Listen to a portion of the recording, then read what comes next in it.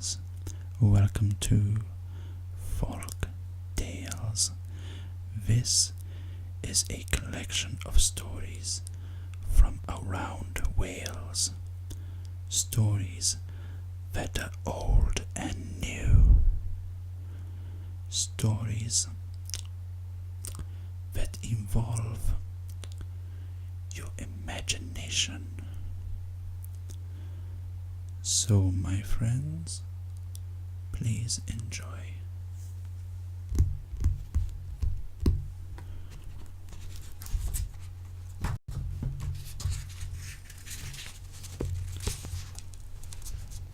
We start on chapter 7, Dreams, Memories, and the Other World. And this is the story of Guto Bach.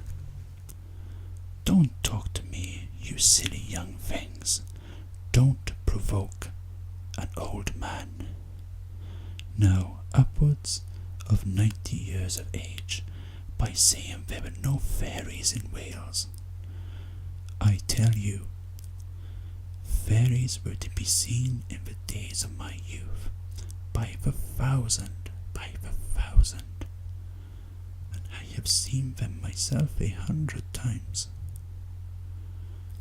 So said Cobbler Jig, his real name, Sean Thomas Sion Redrick, shoemaker from Aber Pegwim, who told this tale.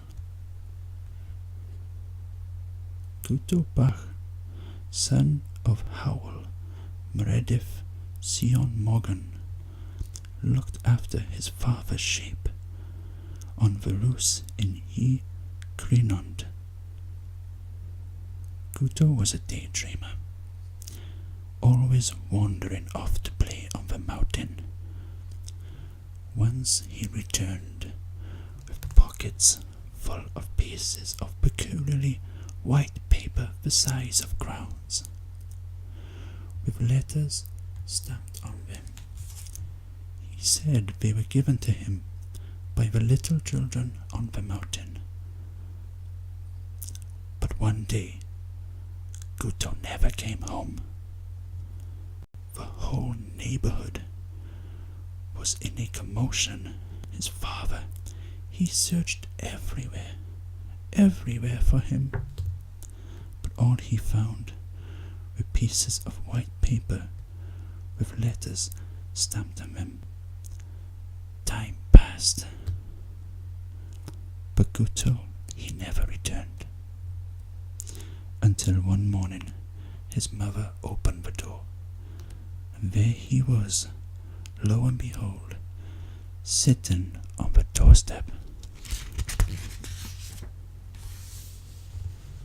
looking not a day older than when he had vanished, dressed in the same clothes, and holding a parcel.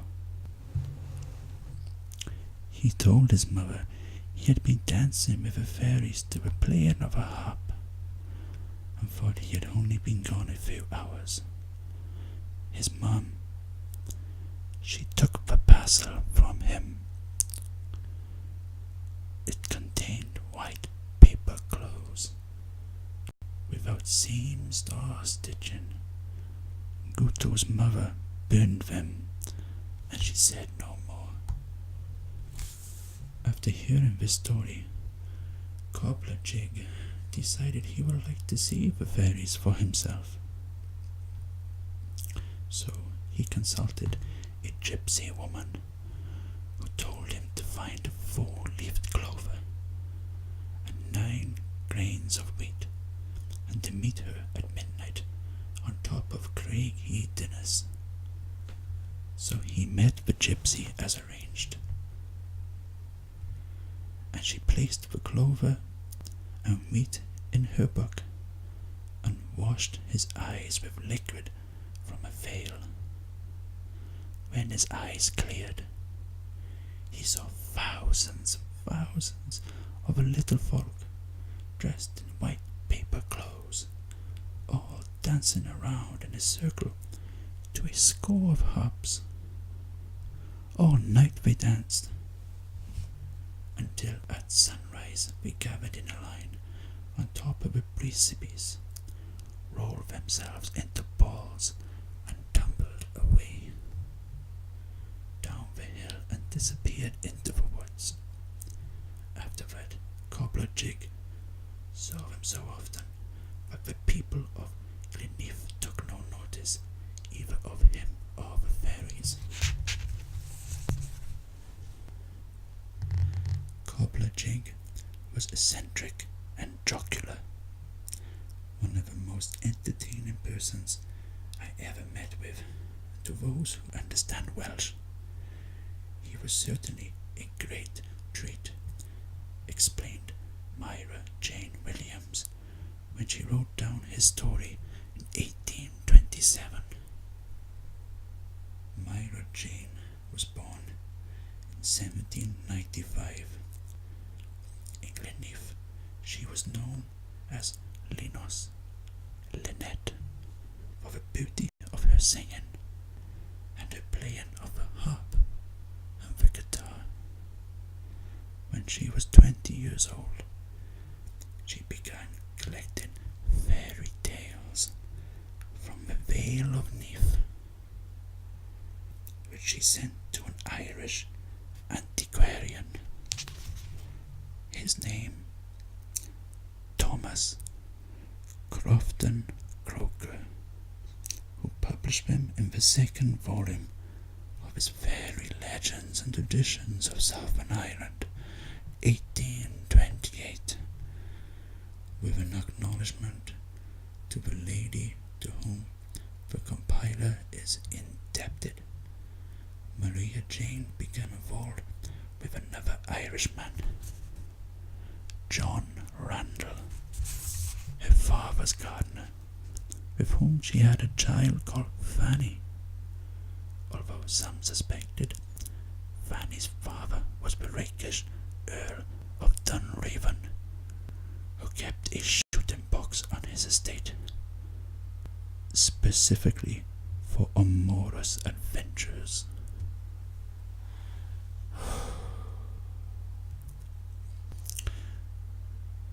That's the first story of chapter 7. I hope you are all doing well, my friends, and I hope you are enjoying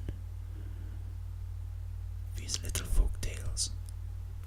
Let's read folktale number 2.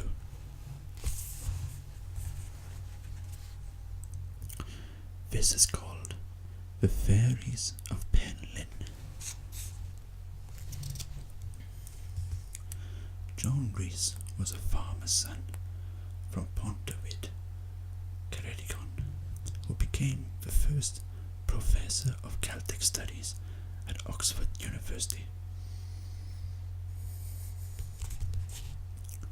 He spent the summer of 1882 collecting fairy tales on Pen Glyn, where he met Reverend Robert Hughes of Clan Neil Ahun, who had seen the fairies riding wee horses along the full hilly road one grey morning as he returned from his fiancée's house.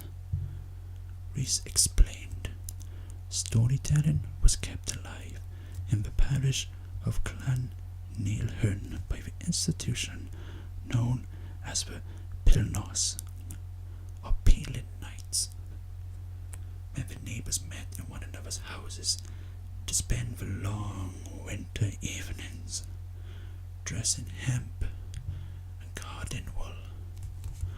When they left these merry meetings they were ready, as Mr. Hughes says, they were ready to see anything.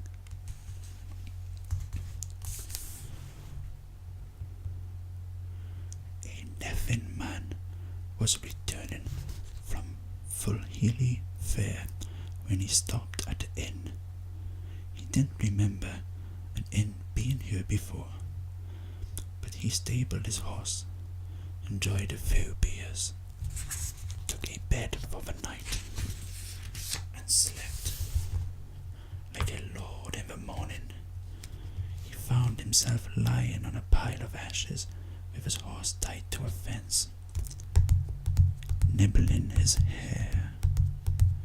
Griffith, Griffith, a strong, devout man from Perth y Celyn, Eden, set off at 2 in the morning to walk 20 miles to Carnarvon to pay his rent. He walked 20 miles just to pay his rent. He was passing through the heather between Cliffarn and Clanilhern at the foot of Tree Kerry when he saw a crowd of little men and women walking towards him, speaking a language neither English nor Welsh. He stood by the ditch to let them pass, and he felt no fear. To Griffith they were the Tylwyth-Teg. Allah Clun of Eden told the story of a woman who lived in a house on the beach at Devon, whose daughter disappeared for hours on end. The girl told her mother she had been playing at Pennywig with some children who were much nicer than she was.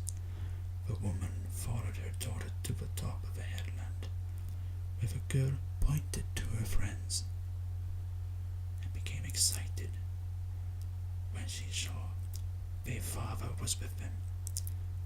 The woman, she saw nothing and forbade her daughter to visit the Tylwyth-Teg again. Lowry Hughes of Nifan told a tale about her nan. She was milking a cow at Garn Bowdern when a dog came sniffing around. Nan kicked it away and it ran off, whining. It returned with a lame fiddler who asked for milk. Nan refused, so the fiddler began to play, and Nan found herself caught in an everlasting dance with a Tylwyth-Teg, tormented forever by her own cruelty and selfishness. Lowry's husband said the Tylwyth-Teg lived beneath a sod on the earthworks, and were only seen when the weather was misty.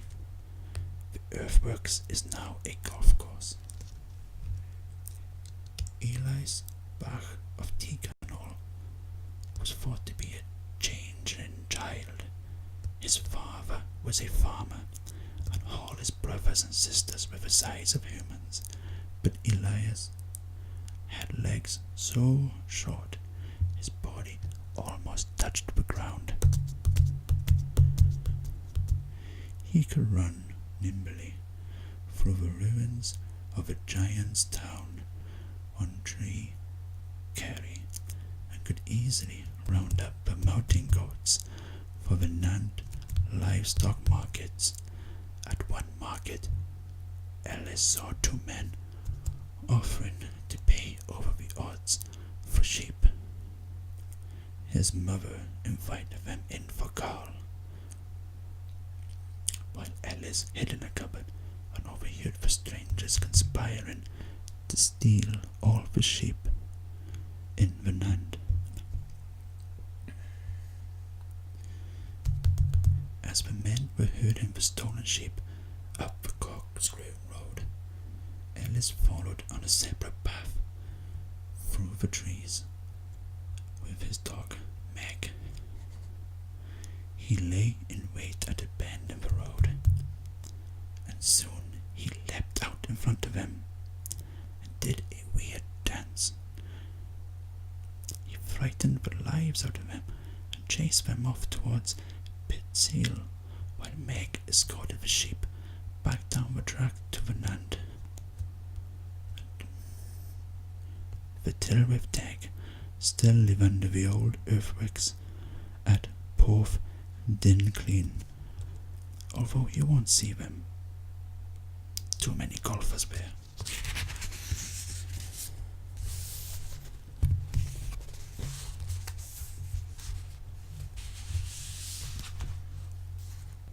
My friends, I hope you are relaxing. I will close this book, maybe for another night. And I just want to say thank you for listening. This is my first ever video, and it's something I wanted to do for such a long time.